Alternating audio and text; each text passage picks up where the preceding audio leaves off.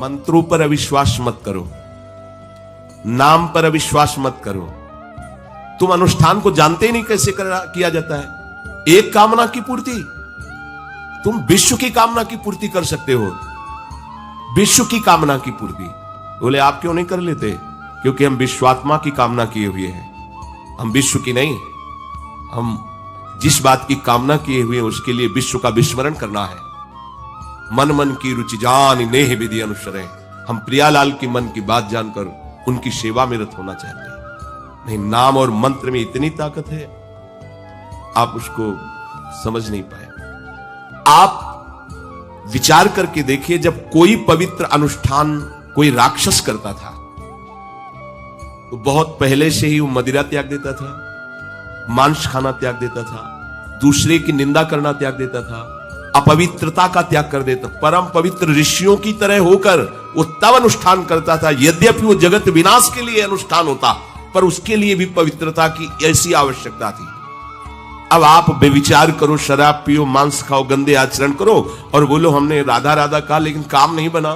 वो बोल रहे थे कि कितना भी बड़ा संकट हो, फिर बोल रहे हैं। अगर भयानक से भयानक विपत्ति को ऐसे न नष्ट कर दे तो बता देना, कृष्णाय वासुदेवाय हरे परमात्मने प्रणतः क्लेश नाशाय गोविंदाय नमो। इसका जप करो और जब तक तुम्हारा काम पूरा ना हो जाए ब्रह्मचर्य से रहो। झूठ मत बोलना, मदिरा मत पीना, मांस मत खाना, और नाकाम हो जाए तो मैं बताना कि भारी से भारी विपत्ति का नाश करके भगवान श्री कृष्ण का आश्रय उसे ऊंचे उठा देगा, इस जगत की धरा से उठा देगा। विश्वास नहीं? आप मदिरा पियो, मांस खाओ, बेविचार करो, सोचो 1 2 लाख महात्मा को दे देंगे, हमारी कामना पूर्ति हो जाएगी। बिल्कुल भूल में मत रहना। आपको संशय होता है नाम पे, संशय होता है मंत्रों पे, संशय होता है शास्त्र के विधान पर। आप चलते हो शास्त्र विधान से? कहां चलते हो? अरे हम जब कह रहे कोई राक्षस भी अनुष्ठान करता था तो वो इन नियमों का पालन करता था। इतना अनुष्ठान में कि मेघनाथ को पैरों से मार रहे हैं बंदर भालू, पर वो ना मंत्र छोड़ रहा है, ना हिल रहा है, ना उनकी तरफ देख रहा है। इतना सहनशील होना चाहिए अनुष्ठान के लिए। किसी कामना की पूर्ति के लिए सांगोपांग अनुष्ठान करो, भला कामना की पूर्ति ना हो जाए? नहीं। आप शास्त्रों में पढ़ के देखो, संतान उत्पत्ति के लिए कैसे व्रत, पयोव्रत का कैसे अनुष्ठान किया। पवित्र रह करके इतनी इतनी मात्रा में ये आहार लेना है, इस मंत्र का जब भगवान गर्भ में आ गए। क्या चाहिए तुम्हें? भारी से भारी विपत्ति को दूर करने के लिए आर्त भाव से पुकारो भगवान को। तुम्हें धनी बनना है, अनुष्ठान कीजिए। हम कह रहे किसी विशेष मंत्र आदि की तरफ ना बढ़िए, बोलिए राधा राधा। क्या चाहिए आपको? कृष्ण कृष्ण बोलिए।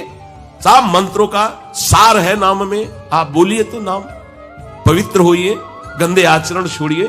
क्या चाहिए आपको? भगवान का नाम जहां गूंजता है वहां ऐश्वर्य अपने आप चरणों में लौटता है। अब छल कपट करो, हिंसा करो, गंदे आचरण करो, सोचो हम बहुत बड़े धनी बन जाएं, तो दुष्कृति का फल दरिद्रता और दुख होता है। सुकृत का फल ऐश्वर्य और सुख होता है।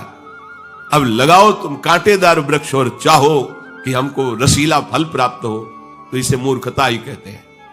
फिर दोष देता है काल, कर्म, ईश्वर को, शास्त्रों को, मंत्रों। अरे कुछ नहीं, नाम मंत्र में जरा सी भी अनुष्ठान में त्रुटि हो जाए तो उसका फल बदल जाता है। आप कहां अनुष्ठान कर रहे हैं? कौन सा अनुष्ठान कर रहे हैं?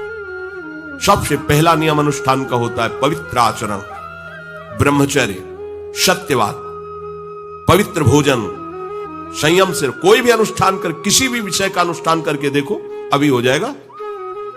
ये तो हमसे नहीं होगा, तो फिर आप बड़ी बड़ी कामनाएं करते हो, हवा में कामनाएं पूर्ण हो जाएंगी। किसी की भी किसी का भी महाबली या तेजस्वी पुत्र पैदा हुआ, उसको देखो कैसे रहा है, उसके माता पिता कैसे आचरण किए हैं। 10,000 वर्ष तक भगवान श्री हरि में मन लगाकर निरंतर मंत्र जपने पर कश्यप और विंता जी ने भगवान गरुण जी को प्रकट किया। भगवान गरुण जी श्री हरि के वाहन, प्रथम पुत्र अरुण जी जो सूर्य के सामने बैठे हुए हैं, सारथी बने 10,000 वर्ष। करदम जी भारी तपस्या करके पत्नी प्राप्त कर रहे हैं, तो भगवान स्वयं कपिल देव जी के रूप में अवतार ले रहे हैं। बिना भजन के बिना पवित्रता के बस कामनाओं की पूर्ति, हवा में कामनाओं की पूर्ति हो जाएगी। मनमानी आचरण, कुछ नींबू काट दो, उसमें सिंदूर रख दो, या कलावा बांध दो, या अंगूठी बांध लो, या जंतुर मंत्र बांध लो, भस्म, इनसे कुछ होगा? कुछ नहीं होगा। राधा राधा राधा राधा राधा, जो कर चाहोगे हो जाए, पर पवित्र आचरण, साथ में पवित्र आचरण हो। एक किसान भी अन्न बोता है तो खेती को तैयार करता है। आपको अपने हृदय की भूमि तैयार करनी होगी। कामना पूर्ति के लिए ऐसे थोड़ी चला जाता है। देखो ना, ऐसे एक चपत लगा दी सुरुचि ने, क्योंकि उसकी रुचि के खिलाफ हुआ, जो पिता की गोद में बैठना चाहते थे। क्षत्रिय बालक माता के पास गए, उनका नाम सुनीति है। वो सुंदर नीति से चलती है, वो रुचि से चलती है, सुरुचि अपनी रुचि, और वो सुनीति सुंदर नीति से चलती है। मां, पिताजी ने गोद में बैठाला नहीं, और मां ने चपत लगा दी और कहा, तू ऐसे की गर्भ से प्रकट हुआ है, सिंहासन का अधिकारी नहीं। अगर तुझे सिंहासन पर बैठना है तो जा तपस्या कर, और मेरे गर्भ से प्रकट हो। तपस्या इस बात की कर कि मेरे गर्भ तब कहीं तू पिता की गोद में बैठ सकता है। बोले, हाँ बेटा। महाराज तो मुझे दासी भी मानने के लिए तैयार नहीं है। बेटा, भगवान नारायण का जिसने आश्रय लिया उसकी कोई कामना अधूरी नहीं रही। जाओ, तुम भगवान श्री हरि का आश्रय लो, वही तुम्हारी कामना की पूर्ति करेंगे। मेरे में तो कोई सामर्थ्य नहीं, पर मैं आशीर्वाद देती हूं, मेरा आशीर्वाद कवच की तरह तुम्हारी रक्षा करेगा। 5 वर्ष का बालक चला भगवान की प्राप्ति के लिए। वो प्रेम नहीं चाह रहे हैं, वो पद चाह रहे हैं।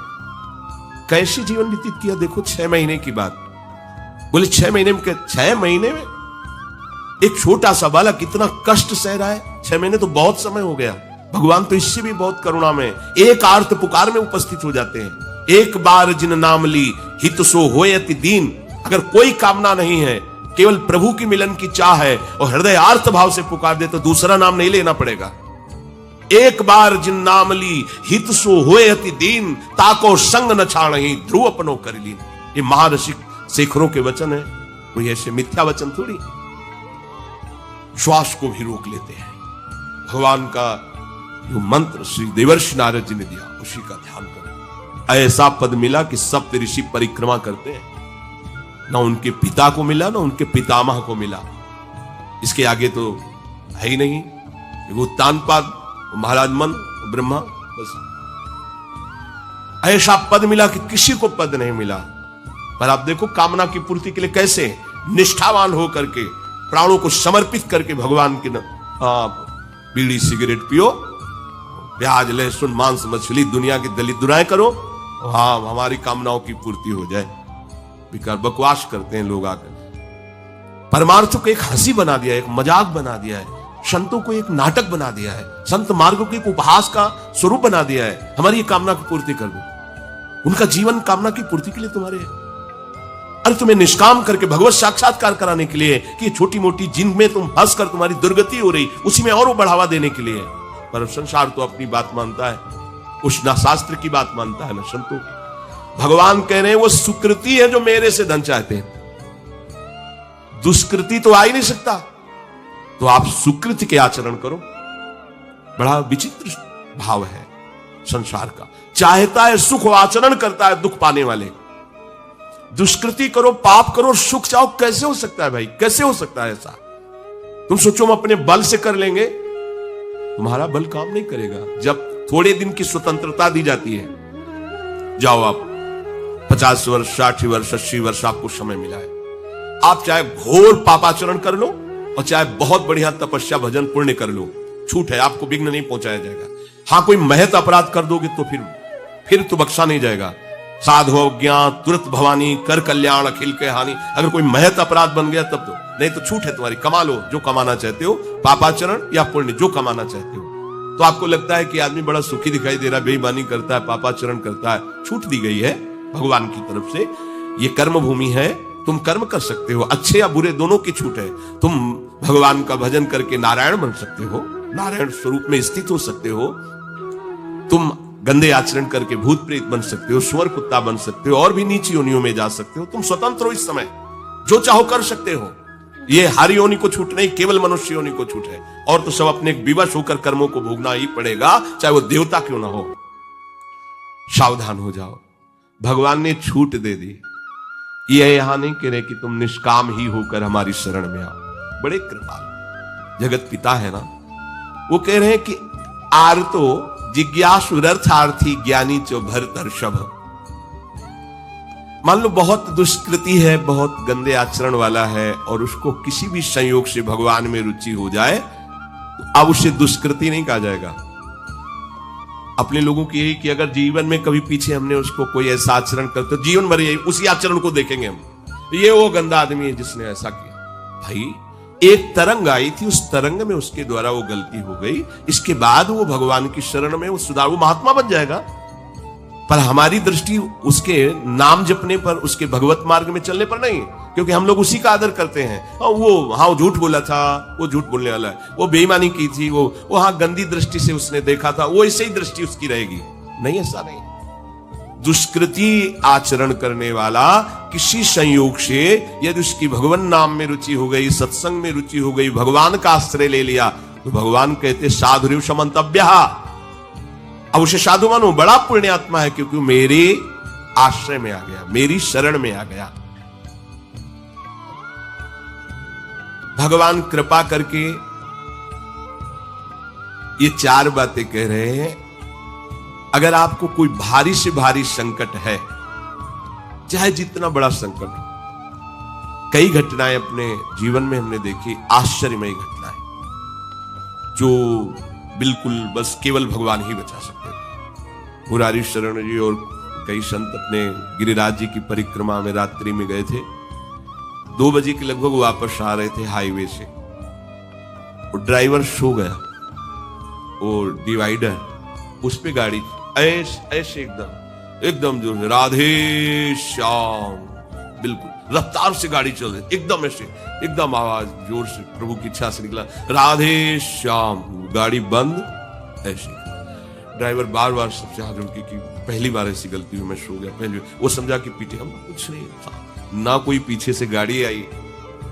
अब इंजन कैसे बंद हुआ, वो गाड़ी वहां कैसे रुक गई, केवल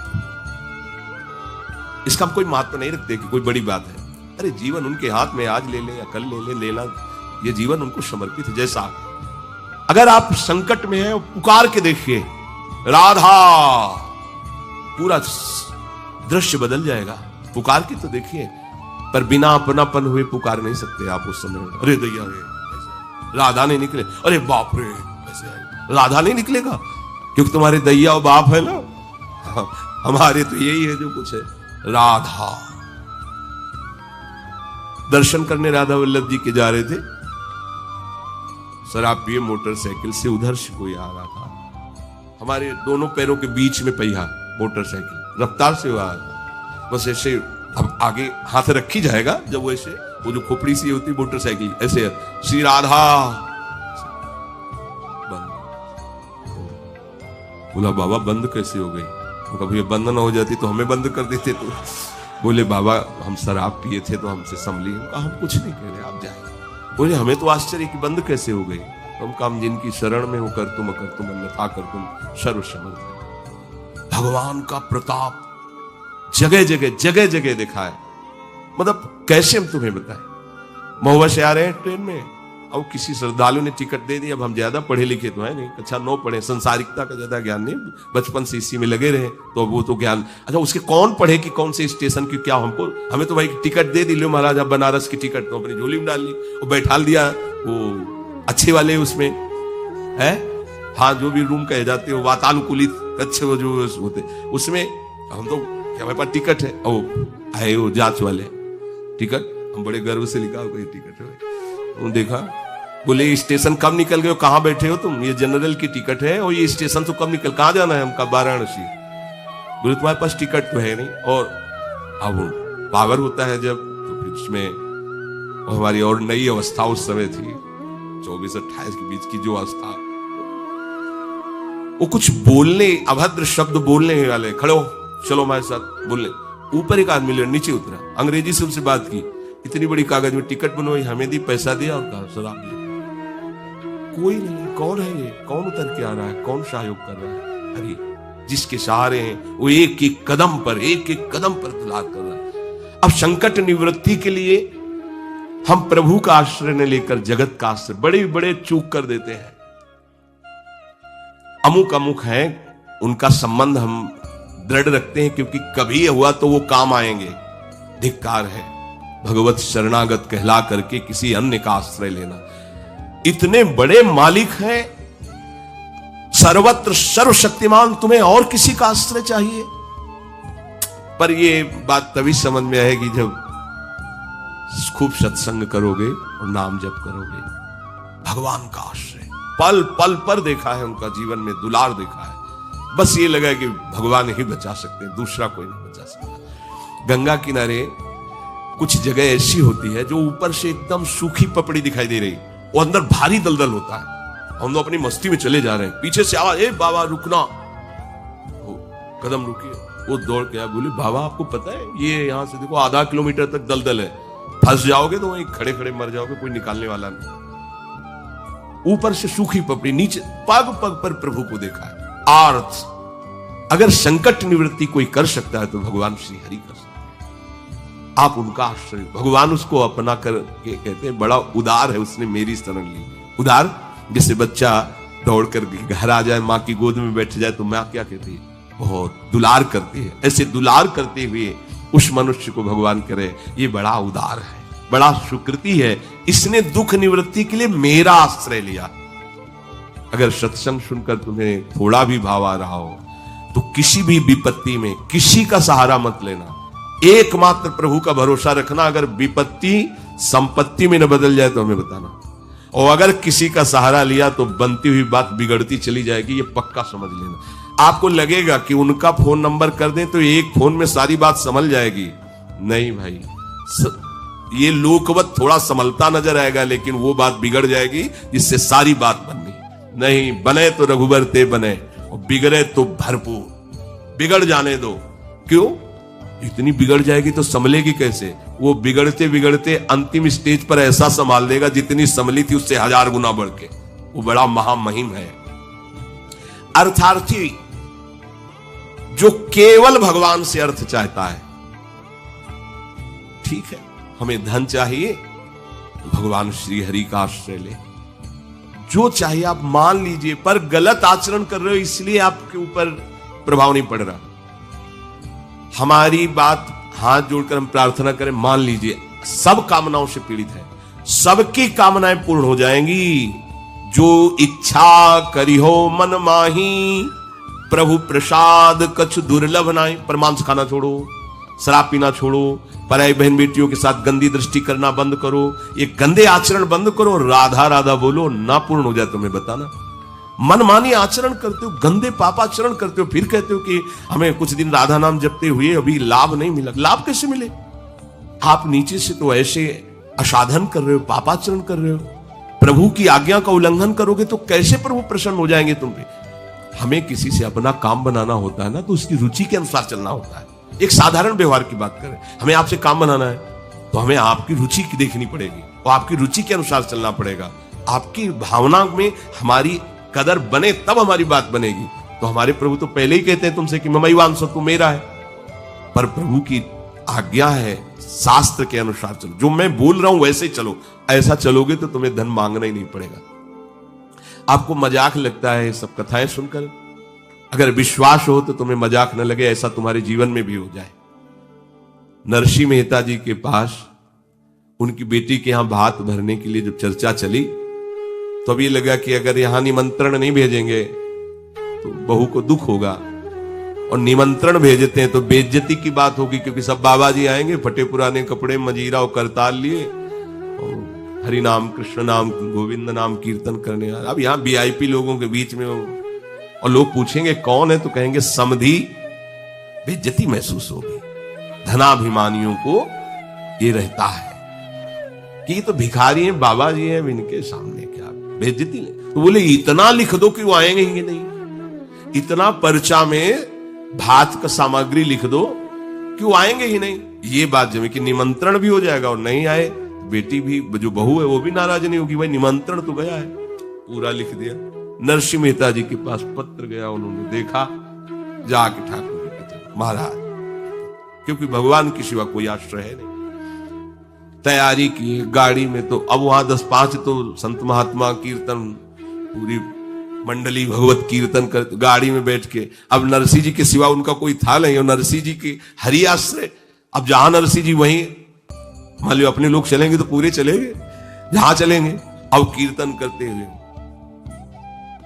ऐसा भात भरा था ठाकुर जी ने कि भूतो न भविष्यति, स्वर्ण की वर्षा हुई थी, लिखा है स्वर्ण की वर्षा हुई थी। द्वार